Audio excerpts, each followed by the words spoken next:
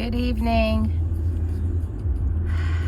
Well, I thought I would jump on only because I always look like a hot mess. So I actually had a little mini event that I went to for a friend of mine who is an entrepreneur, and she did a little workshop thing in West Hollywood, which is, if you're not from LA, is a hell of a drive from where I live. It's like 17 miles, but it took me over, I don't know, an hour or something to get here.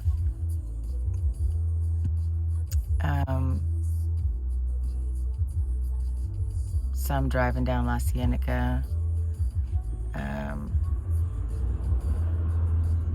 which is a nice night. It's such a pretty day. But all that to say that, it's ending on a better note than it started. This morning I was talking about how I had such a rough night,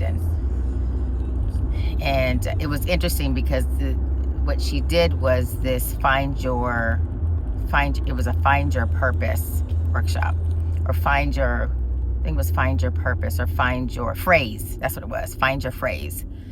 And it was about finding a phrase that you could,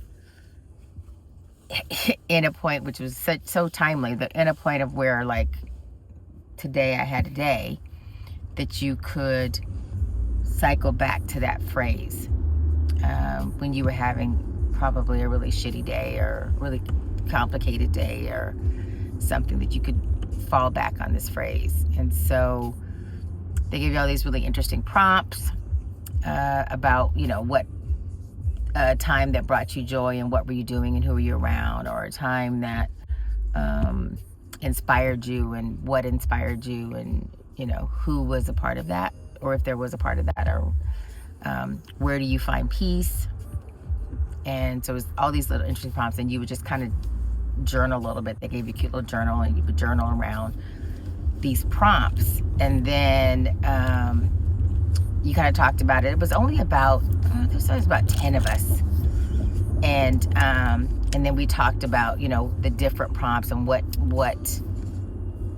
did give us peace, what did all the things. And so what was your ritual? And so my ritual, of course, now is I get up in the morning and I go to Pilates, and on my drive, like the minute the alarm goes off, I lay in bed for like 5 or 10 minutes and I pray. And then I get up, I get ready, and then when I get in the car, it was funny because I think I got this from an influence, actually, somebody that popped up that made a comment about how they talk out loud to God. They don't just talk to God in their head, they talk out loud like a conversation. And I started doing that probably a couple of months ago, and I totally dig it, right? So then, like, I'm sitting here driving. Trust me, I don't understand why. I just like to do it in the car, and it seems like I feel like a little bit more, it's like the car chronicles than anything. But and like I said, it's probably very dangerous, but I also like to do it while driving. So and so as I'm driving to Pilates, it's probably about a 15-minute drive from my house, I literally just talk to God like I'm talking right now. I just talked to him about, like this morning, about what a crappy night I had, which he already knew, and how I felt really, bad about the fact that I had, let myself get so worked up, and that I, whatever. So I literally am like just talking out loud to God about whatever that morning is on my chest. And then I get to Pilates, I do my class, and then I leave there and I go to I'm shiny, and then I go to the park and I walk. Do my either I walk from the studio, or I go to the park, drive to the park, and then walk. And that's like another really great, like, level setting for me, is to do that walk. And I said the other ritual that I love is that Mondays is my brother and I talk on Mondays. We do a touch base. He's an entrepreneur, so we created this touch base, I want to say back in like January, February. Hold each other accountable about what we're doing, and for me, he does a lot of like, how am I feeling, what's going on with me. And so I look forward to it. We talk about something and nothing. Some days we are so like we are locked into what's happening with his business and my business and what we're doing and all the things. He's the one that has hugely encouraged me to post. And so, and it's on me like, did you post? Did you post? Did you post? And I'm like, no, not yet. No, not yet. Nobody's watching. Nobody cares.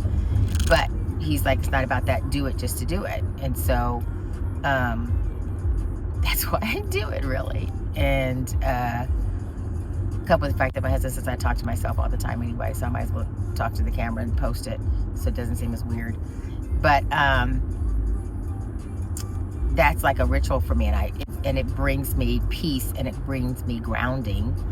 And you know, people had different things, like, you know, what motivates you, you know, what situation or what type of things motivate you. It's really cute that this one girl said, it's one lady, not girls, one lady said that jealousy, she was like, I'm kind of embarrassed to say it, but she said jealousy motivates me. She goes, where?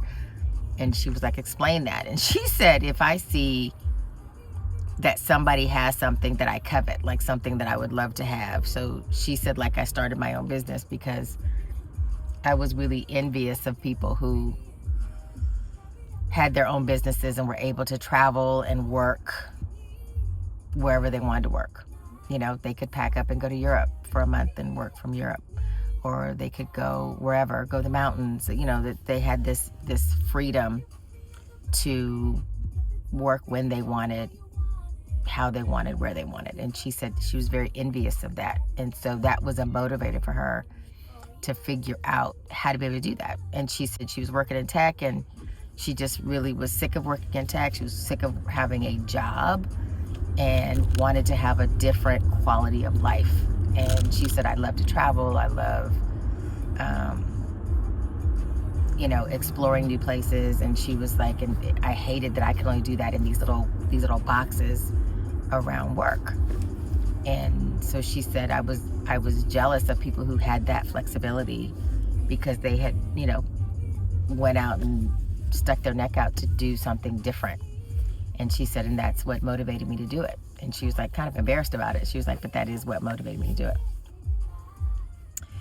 And I thought about that, because I was like, wow, what, you know, and I was journaling about what motivated me, which was, you know, I'm motivated by other people's success.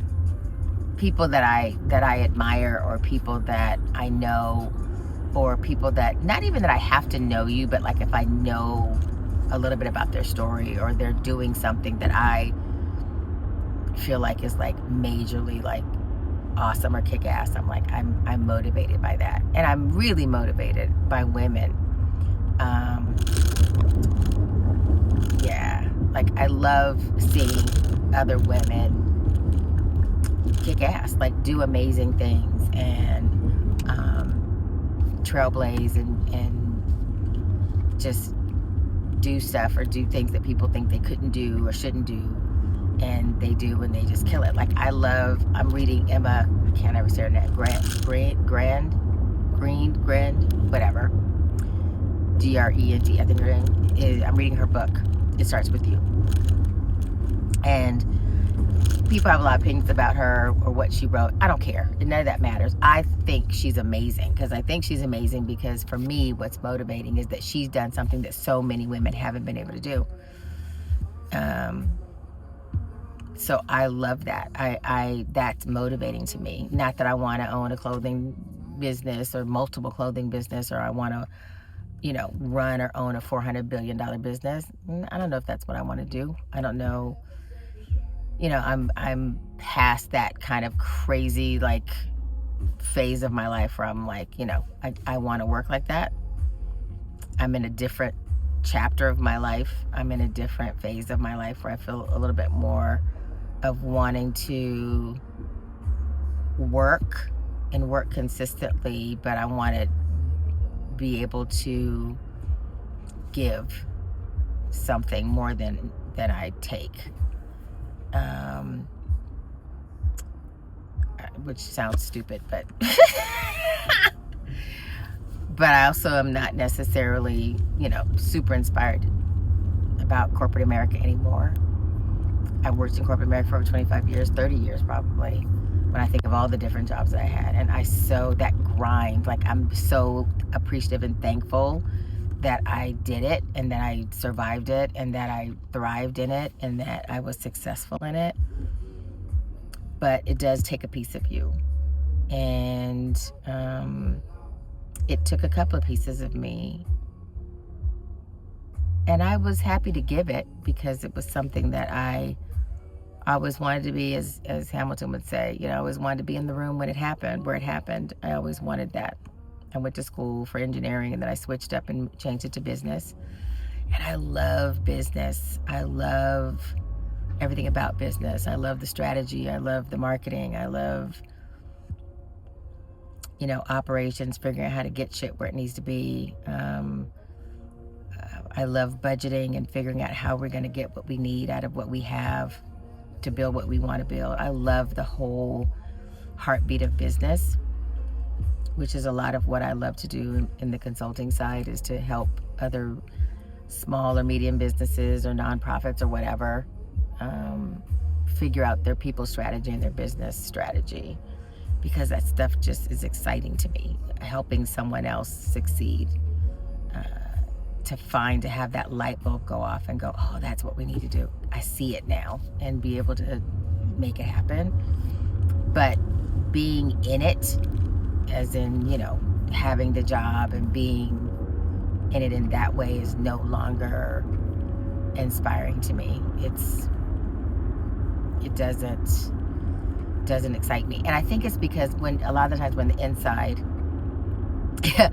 everybody that I like, all the people that I know that are still on the inside or are on the outside now, but we laugh about the fact that when we were on the inside, we would say exactly the same, like, we have the, go to the executive meetings or the board meetings, you go to all the meetings, right? You go to our strategy sessions, do the strat meeting, do all the things, right?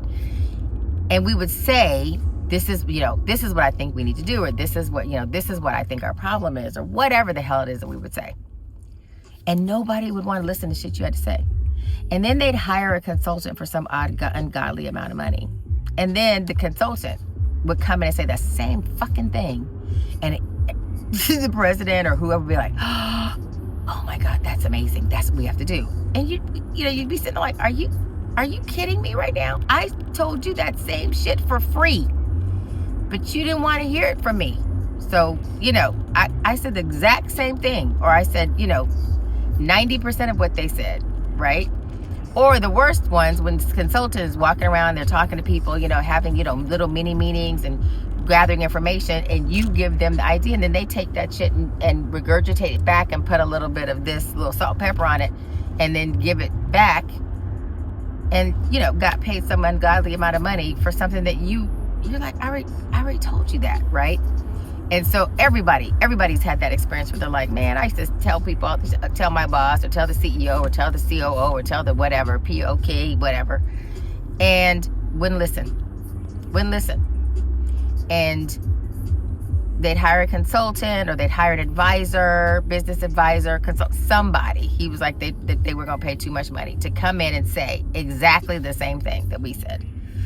And all of a sudden it would click and it made complete sense. And it was like, these people are stupid. But anyway, I kind of get it now, because I do think sometimes in hindsight, now that I'm out and I look at it, even when I think about some of the times that when I would say something, I think sometimes a lot of it is the fact that you're in it and you're so close to it that people think you're swayed, or that you have an angle, or that that you have an ulterior motive, right? And so I think that people don't trust it because you're too close to it. And so even though somebody else comes in and says the same thing that you said, they don't have the same skin in the game that you have. And so it holds more weight. And I feel like in some respects, I'm saying this is kind of bullshitty, but I do get it, right? Because so many people, sadly enough, come to the table with ulterior motives, come to the table, not 100%. I'm sorry, I'm driving really fast to try to get in front of this car. Come with ulterior motives, or come to do things, want to do things for maybe the right reasons, maybe not so much the right reasons. And so I think when you get somebody that comes from the outside, you trust it, because it's like, if they saw it, right? If they see it, they're not in the day-to-day. And if they picked up on that without being a part of the day-to-day, then it must be true. And it's not as if they don't remember you saying it. I guess some people don't. But a lot of the times I think it's that if someone else from the outside comes in and they can pinpoint the same things, it holds more validity, because they're not part of the muck. They're not in the grind every day. They don't have the relationships. They're not swayed by situations or things that people knew or didn't know that went on. So if they come to that conclusion, it seems so much more authentic in a way, only because of the lack of relationship that the consultant has or the advisor has when they come in. It's like, I'm just giving you my raw assessment or my raw opinion of, based on the things that I see or the things that you've told me, versus being there every day. I think there's always the thought that there's something else going on in the background. But anyway, it was really lovely. I just wanted to end the night by saying it was a good day. It ended up being a good day. I got some really good stuff done. Got ready to do my billing, which is really important. And it looks like it's going to be a pretty good month. But it wasn't the best day. But it wasn't the worst either. And I think that's all I can hope for every day, is for it not to be a bad day. And if it was a bad day, that the next day won't be a bad day, won't be a worse day. And know that everything is working for the good, and everything will work out at some point in time when God decides it's supposed to work out. And that the journey is really so much deeper than I ever thought it was. It's so much more than just a change in location, a change in job, a change in role. It's really a change in me. And that was the one thing I don't think I was really prepared for. The evolution of me. And that's really what this is turning into. So I hope everybody has a good night, had a good day. I hope I get some sleep tonight, because as I said earlier, I didn't sleep at all last night. I couldn't turn my brain off. So I did have a little bit of a glass of wine. So hopefully that'll help me drift off to sleep and have a better night's sleep and start tomorrow all over again. Bye.